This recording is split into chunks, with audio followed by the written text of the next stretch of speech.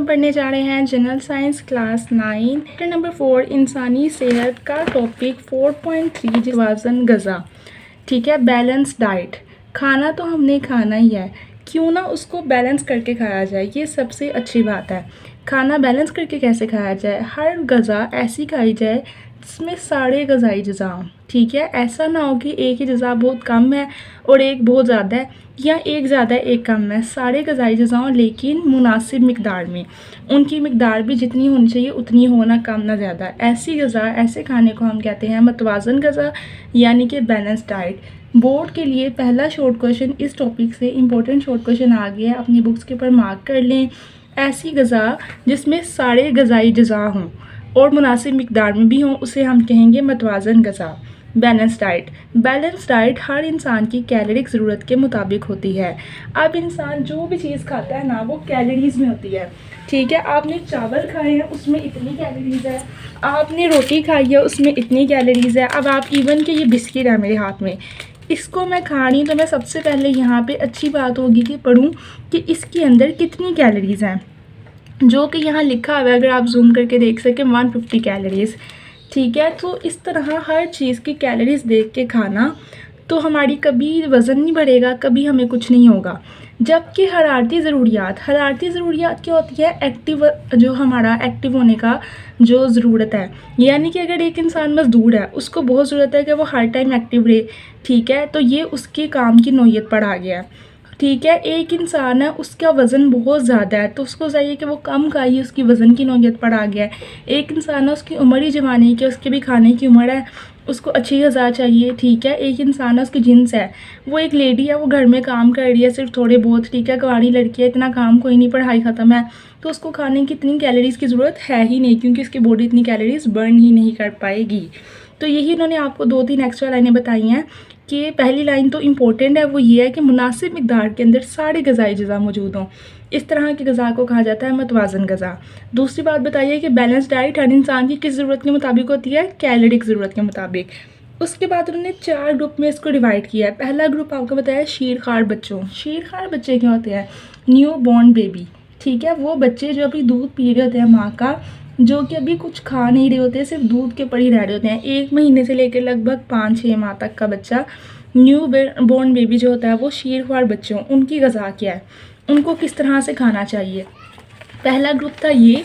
दूसरा ग्रुप आ गया नौजवानों की ग़िज़ा। नौजवान वो होते हैं जो यंगस्टर्स होते हैं, टीनेजर होते हैं, जो भी स्कूल गोइंग कॉलेज गोइंग होते हैं।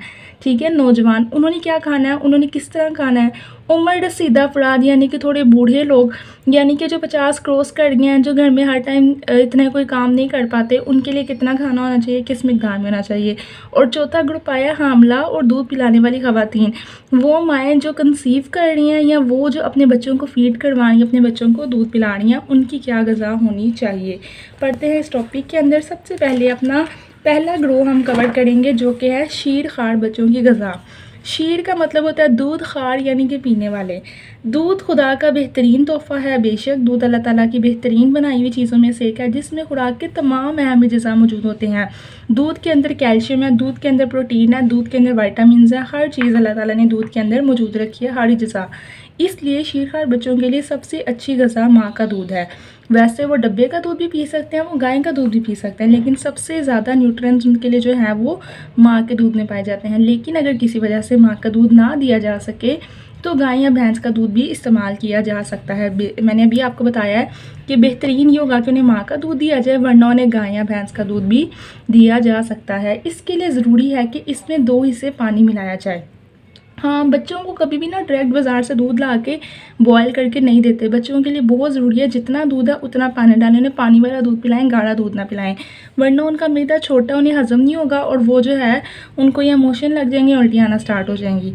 तो ये बात आपने याद रखनी है। गाय या भैंस का दूध अगर उन्हें दे रहे हैं ना, तो उसके लिए क्या ज़रूरी है कि उसके अंदर 2 हिस्से पानी मिलाया जाए।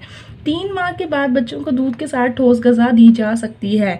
जब बच्चा 3 महीने का हो जाता है तो उसे दूध के साथ सूजी, ठीक है, साबूदाना, ठीक है, इस तरह की सिरिलैक, इस तरह की थोड़ी सी बिल्कुल ठोस, यानी कि एप्पल या रोटी नहीं, मतलब कि सिरिलैक हो गया, सूजी बना के हो गई, हलवा छोटा सा बना के, इस तरह की चीज़ें दी जा सकती हैं। जैसा कि उन्होंने बता दिया, अनाज ठीक है। थोड़ी बहुत जो है रोटी को इसको दूध में मिक्स करके, अंडे की जर्दी, ठीक है, उबला हुआ गोश्त, ठीक है। छोटे बच्चे को 6 से 18 माह तक की उम्र के बच्चों के लिए दूध के साथ फल और अंडे भी दिए जा सकते हैं। जो बच्चे 6 माह से बड़े हैं और 1.5 साल से ऊपर, उधर उस उम्र तक के लिए उन्हें दूध के साथ फल भी दिए जा सकते हैं और अंडे भी दिए जा सकते हैं।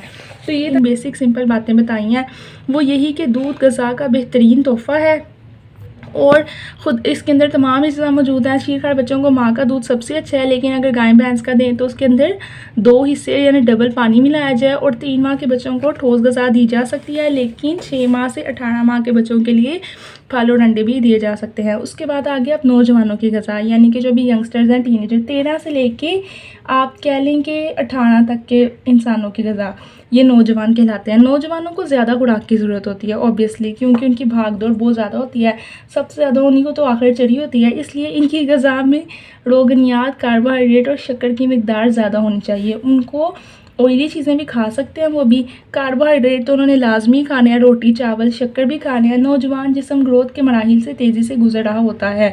जो नौजवानों का जिस्म है ना, वो जल्दी से ग्रो कर रहा होता है, हाथ पाँव बड़े हो रहे हैं, ठीक है, कद बढ़ रहा है, इसलिए इसको ज़्यादा प्रोटीन वाली ग़िज़ाएँ देनी चाहिए। और प्रोटीन शेक उन्हें ज़्यादा लेने चाहिए अगर ले सकें, वरना दूध, दालें, अंडे, ये चीज़ें खाएँ। इन्हें सेहत कायम रखने के लिए नमक भी ज़्यादा दरकार होता है। ये नहीं कि बस सिर्फ मीठा खाते जाएँ, उन्हें रोटी सालन भी चाहिए जो नमकीन होता है। 13 से 16 साल की उम्र में बैलेंस डाइट का ख़ास ख्याल रखना चाहिए, क्योंकि जो ये खाया ना, आपको जो लगेगा सारी उम्र आपका वही कद रहना है। जो आपने इस 13 से 16 साल की एज में खाया ना, जो आपका कद निकला है, हाथ पाँव बन गया है, वही आपके एंड तक, बुढ़ापे तक साथ जाने हैं। छोटा होता बच्चा नहीं भी खा रहा तो जवान होकर खाना शुरू कर देगा, तो वो ठीक उसकी जिसामत रहेगी सारी उम्र। इनकी खुराक में दूध, दही, लस्सी ज़रूर होना चाहिए। बहुत आसान बातें हैं, पेपर में खुद भी लिख सकते हैं। अक्ल, कॉमन सेंस की बात है कि नौजवानों ने ज़्यादा भाग दौड़ करनी होती है, वो हर चीज़ खाएँ, कार्बोहाइड्रेट, ग़िज़ा, रोगनियात, उनके ग्रोथ का जिस्म भी जो है वो मराहिल से गुजर रहा होता है। नमक भी खाएं और बैलेंस डाइट का ख्याल रखें, दूध, दही, लस्सी वगैरह भी लें। उसके बाद आ जाती है जी उम्र रसीदा अफराद की ग़िज़ा, यानी कि जो थोड़ी एजेड लोग हो गए हैं। उम्र रसीदा होने पर चूँकि जिस्म के काम करने की सलाहियत कम हो जाती है, बूढ़ा इंसान है वो इतनी जंपिंग, इतनी एक्सरसाइज तो नहीं कर सकता, ठीक है, इसलिए कम कुव्वत और एनर्जी दरकार होती है, क्योंकि उसे इतना कोई ज़्यादा एनर्जी वाला काम करना ही नहीं है, तो उसको एनर्जी चाहिए भी नहीं इतनी, इसलिए वो ज़्यादा घी इस्तेमाल ना करे, क्योंकि इतनी एनर्जी जिसमें स्टोर होती जा रही है पर वो कर नहीं सकता उसको इस्तेमाल, तो फिर क्या फ़ायदा, वो उल्टा बीमारी या नुकसान है। दूध, फल, सब्ज़ी जैसी ग़िज़ाओं को अपनी ज़िंदगी में शामिल करें। हामला और दूध पिलाने वाली ख़वातीन की ग़िज़ा, चौथा ग्रुप, वो जो औरतें जो कंसीव कर रही हैं, ठीक है, जिनकी औलाद आने वाली है या जो दूध पिलानी है, उनकी ग़िज़ा आम ख़वातीन से दुगनी होनी चाहिए, यानी कि 2 गुना डबल खाना खाना चाहिए, क्योंकि उनके अलावा एक और जान उनकी ज़ात के साथ मुंसलिक होती है। अल्लाह का निज़ाम ऐसा कुदरत का कि अल्लाह ने बच्चे को वही खाना लगाना है जो माँ ने खाना है, तो माँ को ज़रा ज़्यादा खाना चाहिए। अगर वो बैलेंस डाइट का इस्तेमाल ना करें तो इसके असरात बच्चे पर हो सकते हैं। ये नहीं है कि वो खा नहीं रही, ठीक है, अपनी जो है वही डाइट, बर्गर, पिज़्ज़े ले रही हैं, तो नुकसान सिर्फ उन्हें नहीं हो रहा बल्कि उनके बच्चे पर भी पड़ेगा। ग़िज़ा की कमी की वजह से हामला ख़वातीन के बच्चे कमज़ोर पैदा होते हैं। अगर वो खाना कम खा रही हैं तो बच्चे कमज़ोर हो जाएंगे। एक हामला औरत को आम औरत की निस्बत ज़्यादा एनर्जी की ज़रूरत होती है ऑब्वियसली, क्योंकि उसने एक अपने हिस्से का खाना है, एक अपने बच्चे के हिस्से का खाना है। एनर्जी की ज़रूरियात को पूरा करने के लिए उन्हें प्रोटीन, नमकियात और विटामिन से भरपूर ग़िज़ा का इस्तेमाल करना चाहिए। क्या करना चाहिए उन्हें, विटामिन, प्रोटीन और नमकियात, 3 बातें याद रखना।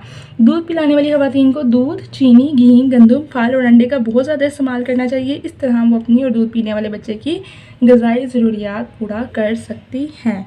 यहाँ पे आपका ये टॉपिक तमाम होता है। कल हम करेंगे नेक्स्ट टॉपिक, जो कि बहुत मुश्किल है याद करने में, जिस्मानी अफ़आल में कोऑर्डिनेशन, और उसके बाद आपका एंडोक्राइन ग्लैंड तो कंप्लीट हो चुका है। Bye bye, stay tuned, Gohar helping hand. Comment section में अपने जनरल साइंस वाले सारे स्टूडेंट्स अटेंडेंस लगवाएं ताकि एक बैच बने। मैंने आपसे पहले कहा था, गोहर हेल्पिंग हैंड सिर्फ एक चैनल नहीं बल्कि आपकी रेगुलर कोचिंग है, रेगुलर ट्यूशन है जनरल साइंस के लिए। अगर आपकी रेगुलर कोचिंग है, रेगुलर ट्यूशन है जनरल साइंस के लिए, अगर आप चाहेंगे आपके इसरार पर ये मैथ भी करवाना स्टार्ट कर देंगे, आपको मैथ की जिम्मेदारी भी उठा लेंगे, लेकिन आपके इसरार पे। Stay tuned, Gohar helping hand.